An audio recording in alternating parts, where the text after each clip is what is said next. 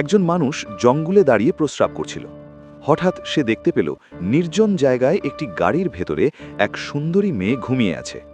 মেয়েটির সৌন্দর্য দেখে লোকটির খারাপ ইচ্ছে জেগে উঠল এবং সে না ভেবেই গাড়ির দরজা খোলার চেষ্টা করতে লাগল। কিন্তু সে জানত না যে দরজাটি ভেতর থেকে লক করা। এদিকে মেয়েটি জেগে উঠে দেখে বাইরে একজন সন্দেহজনক লোক তাকে তাকিয়ে দেখছে। সে রেগে গিয়ে চিৎকার করে তাকে চলে যেতে বলে, কিন্তু লোকটির ওপর কোনো প্রভাব পড়ে না, বরং সে মেয়েটিকে বুঝিয়ে দরজা খুলতে রাজি করানোর চেষ্টা করে।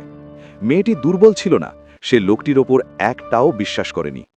যখন মেয়েটি তার ফাঁদে পা দিল না, তখন লোকটি নিজের আসল রূপ দেখাতে শুরু করে। এতে মেয়েটি ভয় পেয়ে যায় এবং আতঙ্কে গাড়ির হর্ন বাজাতে শুরু করে, যাতে লোকটিকে ভয় দেখাতে পারে। কিন্তু নির্জন এলাকায় সেই হর্নের শব্দ খুব তীব্র শোনাচ্ছিল এবং সেটাই উল্টো লোকটিকে আরও ক্ষিপ্ত করে তোলে। সৌভাগ্যবশত হর্নের শব্দে কাছাকাছি থাকা এক দাড়িওয়ালা লোকের দৃষ্টি আকর্ষণ হয় এবং সে সেখানে আসে। মেয়েটি ভাবল এবার হয়তো কেউ তাকে সাহায্য করতে এসেছে, কিন্তু তার আশা ভেঙে যায় যখন সে বুঝতে পারে দাড়িওয়ালা লোকটিও সেই খারাপ লোকের সঙ্গী। মেয়েটি কিছু বুঝে ওঠার আগেই দাড়িওয়ালা লোকটি একটি শিকারী বন্দুক বের করে তার দিকে তাক করে এবং হুমকি দেয় চুপচাপ দরজা খুলতে।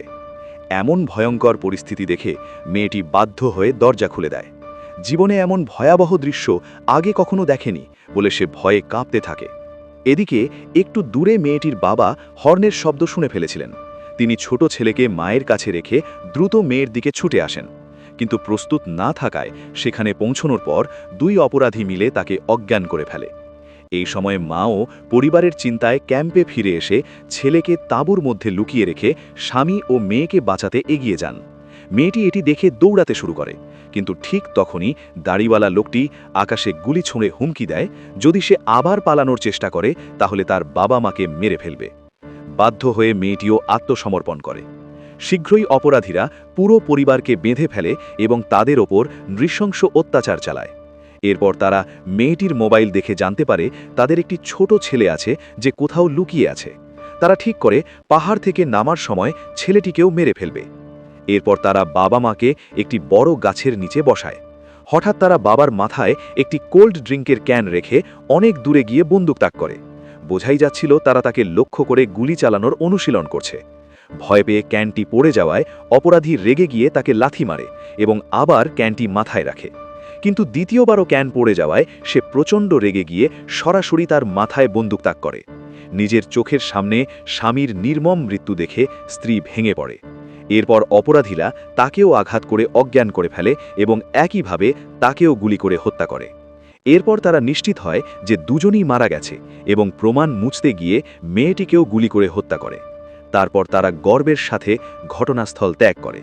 তারা যখন তাঁবুতে ফিরে আসে দেখে ছোট ছেলে সেখানে নেই।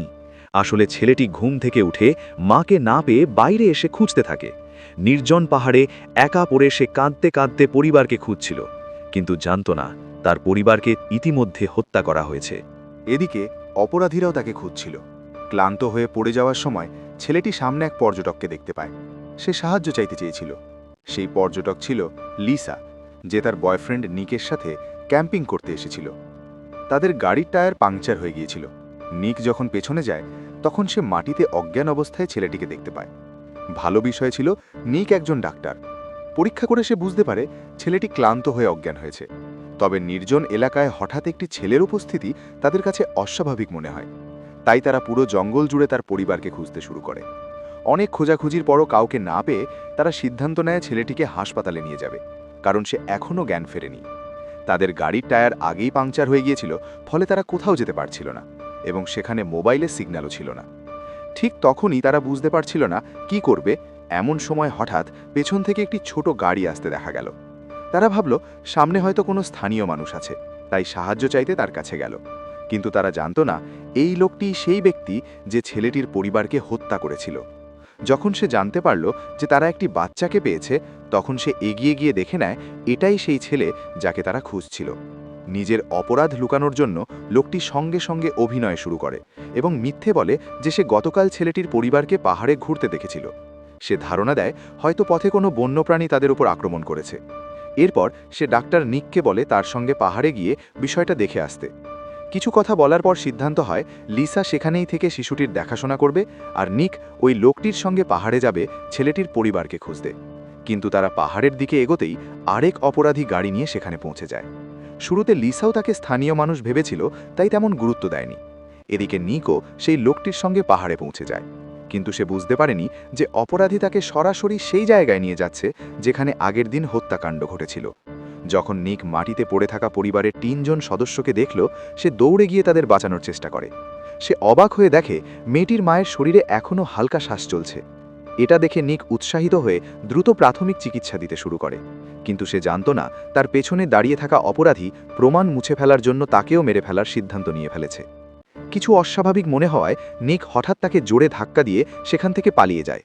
অপরাধী গুলি চালানোর চেষ্টা করলেও নিক তখনই জঙ্গলে লুকিয়ে পড়ে এবং চোখের আড়ালে চলে যায়। এদিকে পাহাড়ের নিচে লিসাও গুলির শব্দ শুনতে পায়। দাড়িওয়ালা লোকটি ভাবে তার সঙ্গী হয়তো কোনো ভুল করেছে, তাই সে গাড়ি থেকে বন্দুক নিতে যায়। পরিস্থিতি অস্বাভাবিক মনে হওয়ায় লিসাও দ্রুত গাড়ির মধ্যে লুকিয়ে পড়ে। ঠিক তখনই দাড়িওয়ালা লোকটি সেখানে এসে পড়ে এবং কিছু না বলেই গাড়ির জানালা ভেঙে ফেলে। বিপদের মুহূর্তে লিসা ছুরি দিয়ে তার হাতে আঘাত করে। সে যখন নিজের ক্ষত বাঁধতে ব্যস্ত, তখন লিসা দ্রুত শিশুটিকে নিয়ে জঙ্গলের দিকে পালিয়ে যায়। এটা দেখে দাড়িওয়ালা প্রচণ্ড রেগে যায় এবং সঙ্গে সঙ্গে তার শিকারী কুকুর ছেঁকে দেয় যাতে সে তাদের পিছু নিতে পারে। কিন্তু কুকুরটি পথিমধ্যে একটি মৃত বন্য শূকর দেখে সেটাতেই ব্যস্ত হয়ে পড়ে। ফলে দাড়িওয়ালা একাই লিসাকে খুঁজতে বেরোয়। সে জানত না যে পালিয়ে যাওয়া নিকও কাছাকাছি এলাকাতেই আছে এবং নিজের পিছু নেওয়া অপরাধীর সঙ্গে লুকোচুরি খেলছে। হঠাৎ কিছু নড়াচড়া দেখে অপরাধী না ভেবেই গুলি চালিয়ে দেয়। কাছে গিয়ে দেখে সে ভুল করে নিজেরই সঙ্গীকে গুলি করে ফেলেছে। এই সুযোগে নিক দেখে দাড়িওয়ালা লোকটির বন্দুক মাটিতে পড়ে আছে, তাই সে সেটি তুলে নিতে এগিয়ে যায়। ঠিক তখনই লিসার কোলে থাকা শিশুটি হঠাৎ কেঁদে ওঠে। শব্দ শুনে অপরাধী তাদের দিকে ছুটে আসে। ভয়ে দৌড়াতে থাকা লিসা বুঝতেই পারেনি কখন সেই অপরাধী তার পেছনে এসে গেছে। তার হাতে বন্দুক দেখে লিসা কোনো ঝুঁকি নিতে সাহস পায়নি। হঠাৎ অপরাধী তার কোলে থাকা শিশুটিকে ছিনিয়ে নিয়ে মাটিতে আছড়ে ফেলে আর শিশুটির কান্না থেমে যায়। এতে লিসা পুরো ভেঙে পড়ে। লুকিয়ে থাকা নিক এটা দেখে ভীষণ রেগে যায়, কিন্তু নিরস্ত্র থাকায় সামনে এসে কিছু করতে পারেনি। নিককে বের করে আনতে অপরাধী লিসাকে গাছে ঝুলিয়ে দেয় যাতে নিক বাধ্য হয়ে সামনে আসে, কিন্তু নিক তখনও বেরোয়নি, তাই অপরাধী আরও নিষ্ঠুর হবার সিদ্ধান্ত নেয়। ঠিক তখনই পাহাড়ের নিচ থেকে একটি গাড়ির শব্দ শোনা যায়। আসলে নিক অপরাধীর হাতে বন্দুক দেখে ভয় পেয়ে গোপনে দাড়িওয়ালার গাড়ির চাবি চুরি করে নেয় এবং লিসাকে ফেলে পালিয়ে যাওয়ার সিদ্ধান্ত নেয়। এটা দেখে অপরাধী আতঙ্কিত হয়ে পড়ে। নিজের অপরাধ ফাঁস হয়ে যাওয়ার ভয় থেকে সে লিসাকে দড়ি দিয়ে বেঁধে নিয়ে নিকের পিছু নেয়, কিন্তু পথে লিসা দেখে মাটিতে পড়ে থাকা শিশুটি আর সেখানে নেই। বোঝা যায় নিক শিশুটিকে নিয়ে পুলিশ স্টেশনে সাহায্য চাইতে গেছে। এটা বুঝে অপরাধী আরও ভয় পড়ে যায়, কারণ সে চায় না তার অপরাধের জন্য সারা জীবন জেলে থাকতে। তাই সে লিসাকে নিয়ে দ্রুত নিকের দিকে ছুটে যায়, কিন্তু লিসা তাকে এত সহজে সফল হতে দেয়নি। গাড়ির গতি বাড়ানোর সময় লিসা সুযোগ বুঝে হঠাৎ স্টিয়ারিং ঘুরিয়ে দেয়। পরের মুহূর্তেই গাড়িটি নিয়ন্ত্রণ হারিয়ে একটি বড় গাছের সঙ্গে ধাক্কা খায়। সময় গড়াতে গড়াতে সন্ধ্যা হয়ে যায়, আর এদিকে নিক অবশেষে পুলিশ স্টেশনে পৌঁছে যায় এবং পুলিশকে সঙ্গে নিয়ে ঘটনাস্থলের জঙ্গলের দিকে রওনা দেয়। এদিকে গাড়ির ভেতরে অজ্ঞান হয়ে থাকা লিসার জ্ঞান ফিরে আসে, কিন্তু সে অবাক হয়ে দেখে আশেপাশে কোনো অপরাধী নেই। যখন সে দূর থেকে ধীরে ধীরে পুলিশ গাড়ি আসতে দেখে, তখন খুব খুশি হয়ে ভাবে এবার হয়তো সে বেঁচে যাবে। কিন্তু তার এই খুশি বেশিক্ষণ স্থায়ী হয়নি। গাড়ি থেকে নেমে তদন্ত করতে থাকা 2 পুলিশ সদস্যকে লুকিয়ে থাকা অপরাধী একে একে হত্যা করে ফেলে। এদিকে নিক পরিস্থিতি বুঝে দ্রুত গাড়ি নিয়ে পালানোর চেষ্টা করে, কিন্তু ঠিক তখনই অপরাধী তাকে গুলি করে কাঁধে আহত করে। এরপর সে খুঁড়িয়ে খুঁড়িয়ে নিকের দিকে এগোতে থাকে। নিক জানত না এরই মধ্যে লিসা দড়ি খুলে গাড়ির দরজা খুলে পালিয়ে গেছে। আতঙ্কিত হয়ে অপরাধী বন্দুক তাক করে লিসাকে হুমকি দেয় যদি সে সামনে না আসে তাহলে নিককে গুলি করে মেরে ফেলবে। নিজের ভালোবাসার মানুষকে মরতে না দেখতে পেরে লিসা সামনে আসে, আর আবারও তারা অপরাধীর কবলে পড়ে যায়। তবে এবার অপরাধীর তাড়া ছিল না, কারণ দুর্ঘটনায় তার পা চাপে গিয়েছিল এবং সে ঠিকমতো হাঁটতে পারছিল না। সে লিসাকে দিয়ে গাড়ি চালিয়ে নিরাপদ জায়গায় যেতে চায়। বন্দুক তাক করে তাকে জোর করে গাড়ি চালাতে বাধ্য করে, কিন্তু লিসা চুপচাপ তার কথা মানার মতো মেয়ে ছিল না, তার মাথায় অন্য কিছু চলছিল। হঠাৎ লিসার মাথার একটি সাহসী পরিকল্পনা আসে। সে হঠাৎ করে অ্যাক্সেলারেটরে জোরে চাপ দেয় এবং ঝটকা দিয়ে স্টিয়ারিং ঘুরিয়ে দেয়। মুহূর্তের মধ্যে গাড়িটি কয়েকবার উল্টে যায়। এই দুর্ঘটনায় আগেই আহত অপরাধী আরও দুর্বল হয়ে পড়ে। সে কষ্ট করে গাড়ি থেকে বের হয়ে আবার বন্দুক তুলে লিসা ও নিককে মারতে যায়। ঠিক তখনই লিসা দ্রুত গাড়ি থেকে নেমে গাড়ির দরজা খুলে নিয়ে অপরাধীকে জোরে আঘাত করে। অপরাধী সামলে ওঠার আগেই লিসা পাশে থাকা একটি পাথর তুলে নিয়ে তাকে চূড়ান্ত শাস্তি দেয়। এরপর অতিরিক্ত দুর্বলতার কারণে লিসা অজ্ঞান হয়ে পড়ে। কিছুক্ষণ পর যখন তার জ্ঞান ফেরে তখন সে দেখে তাকে হাসপাতালে নিয়ে আসা হয়েছে এবং তার বয়ফ্রেন্ডও পাশের কক্ষে নিরাপদে আছে।